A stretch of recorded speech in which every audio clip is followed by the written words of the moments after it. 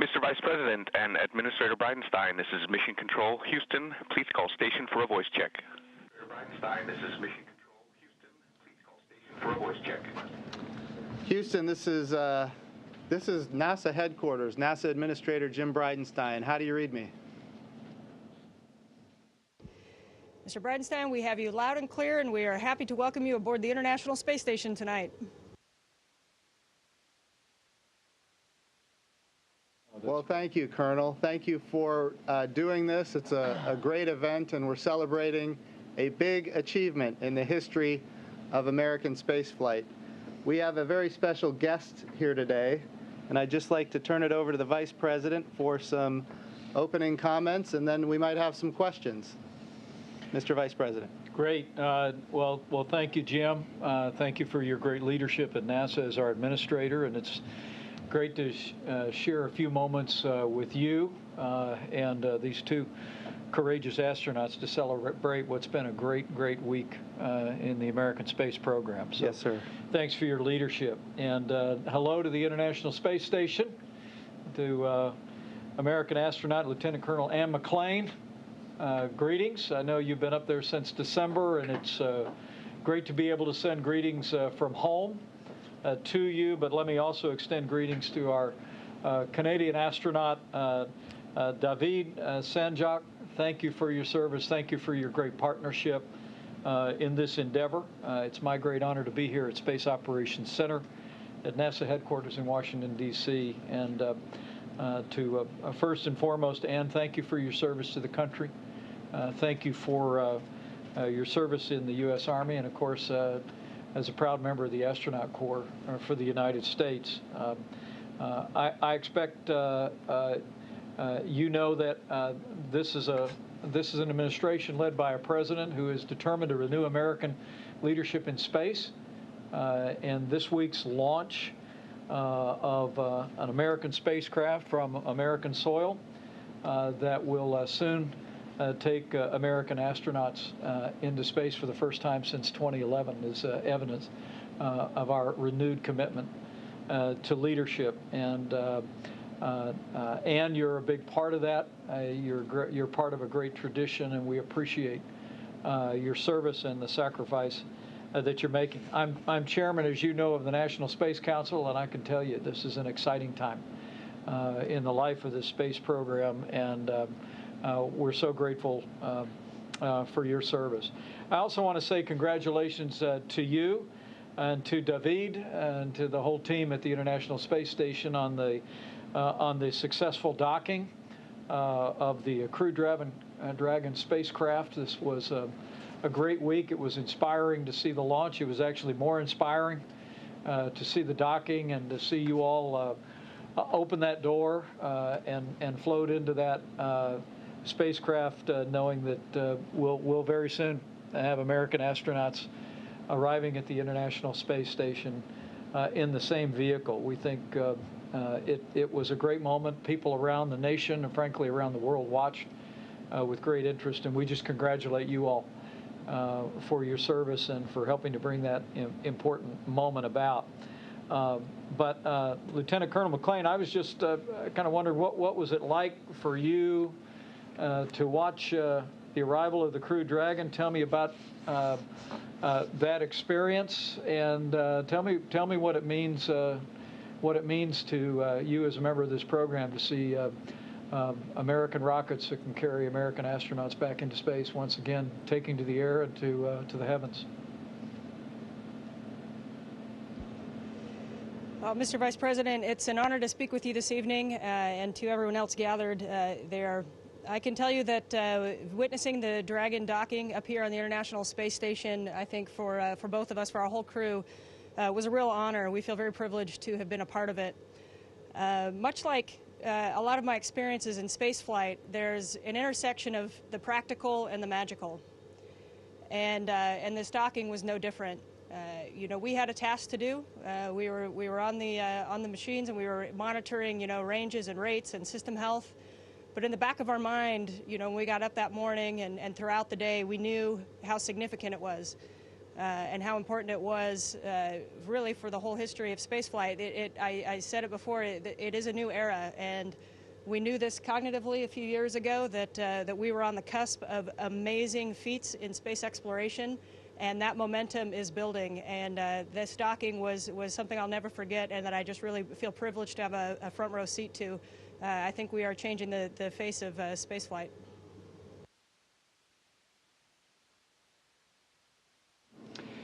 Did it give you greater confidence that there weren't any pilots in the seats, or were there some anxious moments that as the Crew Dragon approached? I just wonder how that felt being a pilot. Well, sir, being a military pilot and watching the transition to unmanned aerial vehicles over the last few years, you know, I got to put my pitch in that every vehicle that flies should have a pilot in it. That being said, I think Ripley's doing a great job in there. Obviously, she's taken a lot of data that it's very important to secure the safety of our astronauts, who hopefully by here in a few months will get to ride in this vehicle.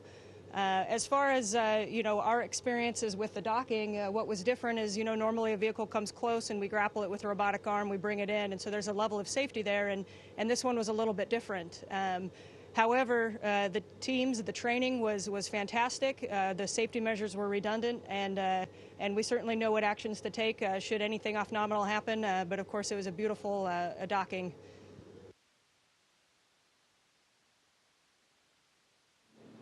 It really was a job well done, and I commend you and the whole team at the International Space Station. To our Canadian partner, David Sanjak, any of your reflections seeing an American spacecraft making its way to the International Space Station, expanding our capability to take advantage of not only that platform, but to continue to extend human exploration from North America into space?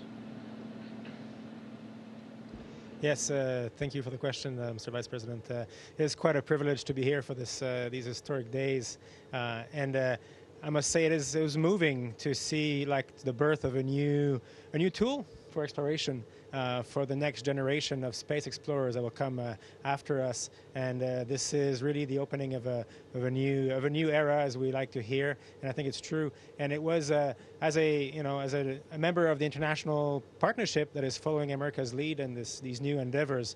It is always kind of how can I say this? It's moving and kind of exhilarating to witness the might and the drive that has always been behind NASA's determination to explore further. And we're very privileged to be part of this coalition, and I'm sure that generations to come will see a growing and growing international collaboration, because that is the gem of human spaceflight in my mind, is that it brings all humanity together towards a common goal, and we get to see that the differences between us are important, but not as important as what drives us to work together towards a common goal.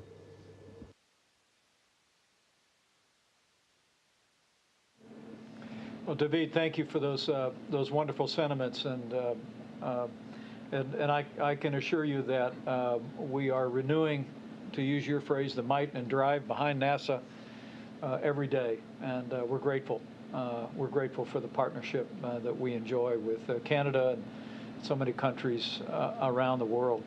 And I don't want to lose the connection that happens to me on my cell phone from time to time, and I know it's a little more challenging at this distance, but I know you have an important spacewalk coming up later this month.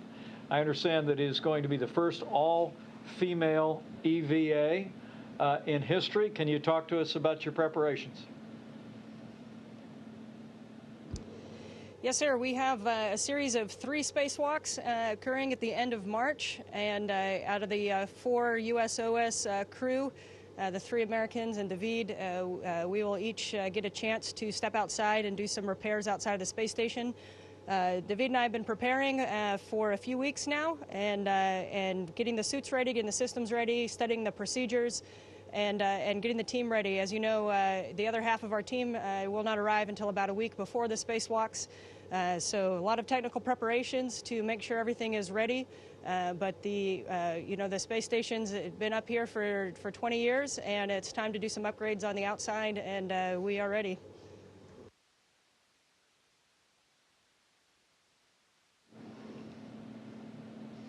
Well, listen, I will let you go. Congratulations again to you, Lieutenant Colonel McClain. We couldn't be more proud of you. Couldn't be more proud of our entire astronaut corps. And David, thank you again for taking a few moments with us and for your service to your country and to the mission on the International Space Station. It has been an exciting and an inspiring week. To see the not only the launch of the Crew Dragon, but the successful docking at the International Space Station.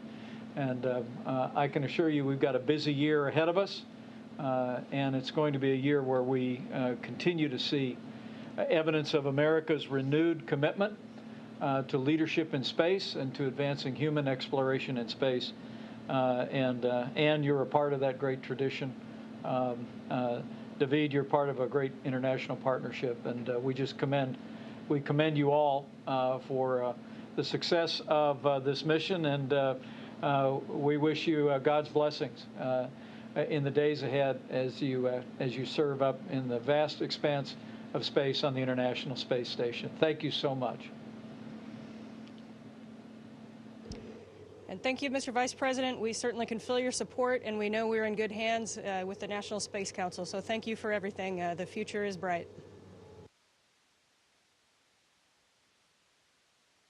Great.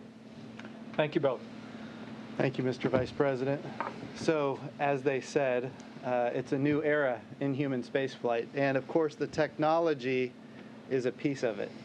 A bigger piece is really a precedent that you set about a year ago at the Space Symposium when you talked about NASA being a tenant and not the landlord in low Earth orbit.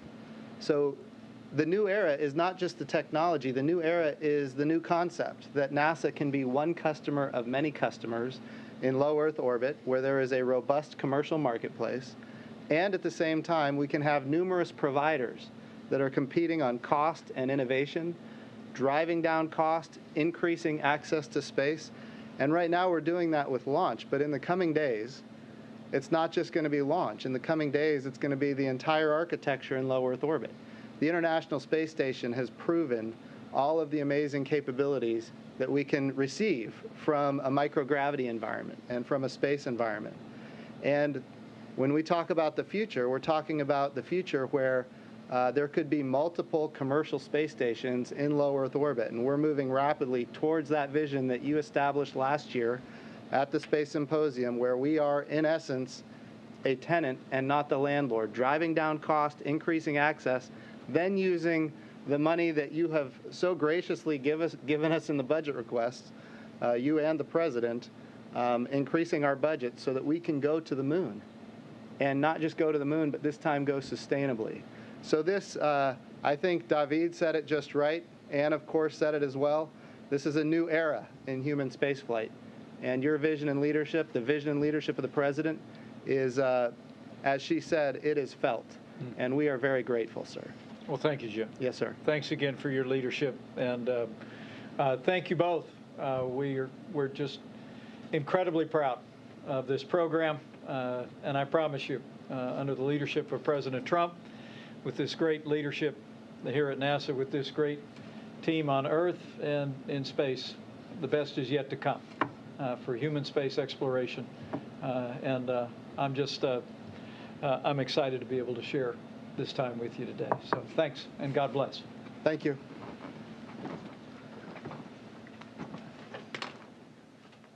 Awesome. That's good. Appreciate it. It's fun. Yeah. You want to get a picture with the ISS?